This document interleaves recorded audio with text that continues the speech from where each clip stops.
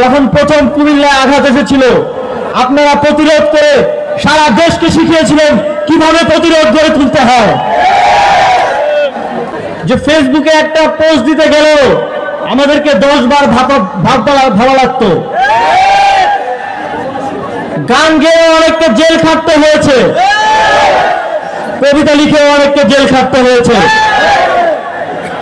আজ অন্তত এতটুকু স্বস্তি আমাদের মধ্যে আছে যে আমরা স্বাধীনভাবে কথা বলতে পারছি, কেউ দরজায় এসে নক করছে না, র‍্যাব বলে, ডিবি বলে, পুলিশ বলে।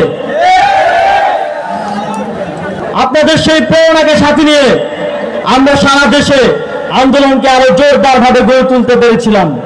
সত্যিকার অর্থে বলতে গেলে আমাদের জায়গা আসলে রাজপথ। সেই সচিবালয়ের অফিসে কিংবা ক্যাবিনেট মিটিং এ আমি ততটা স্বাচ্ছন্দ্য বোধ করি না যতটা আপনাদের মাঝে স্বাচ্ছন্দ্য বোধ করি।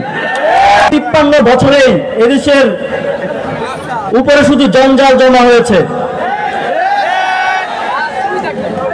আমরা সেটি খুব দ্রুতই সমাধান করার চেষ্টা করছি, কিন্তু 53 বছরের জঞ্জাল একদিনে, এক মাসে কিভাবে সমাধান করা যায়, কিভাবে পরিষ্কার করা যায় সেটা আমাদের জানা নেই।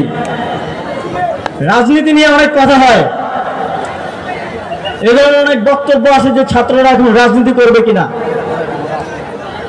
আমি মনে করি রাজনীতি করা কিংবা না করা এটা সকলের ব্যক্তিগত সিদ্ধান্ত এবং অধিকারের প্রশ্ন, কিন্তু রাজনৈতিক সচেতনতা সকলের মধ্যে থাকা জরুরি।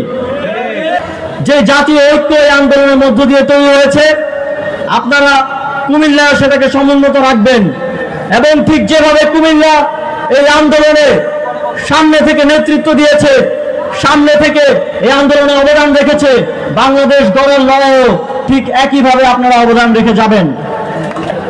যারা সীমান্তে এখনো আগের নতজানু সরকারের কথা ভেবে হত্যা অব্যাহত রেখেছে, তাদেরকে আমরা স্পষ্টভাবে দেশের জনগণের পক্ষ থেকে একটি স্টেটমেন্ট দিতে চাই। এতদিন ভারত এদেশে শুধু একটি সরকার, একটি দলের সাথে কথা বলতো, সেটি হচ্ছে আওয়ামী লীগ। জনগণের বুকে গুলি চালিয়ে জনগণকে হত্যা করে বাংলাদেশকে আগ্রাসনের শিকার করে যে প্র্যাকটিস তারা এতদিন ধরে করে এসেছে, সেখান থেকে সরে আসতে হবে। জনগণের সাথে কথা বলতে হবে, চোখে চোখ রেখে কথা বলতে হবে, সমুন্নত সম্মান দিয়ে কথা বলতে হবে।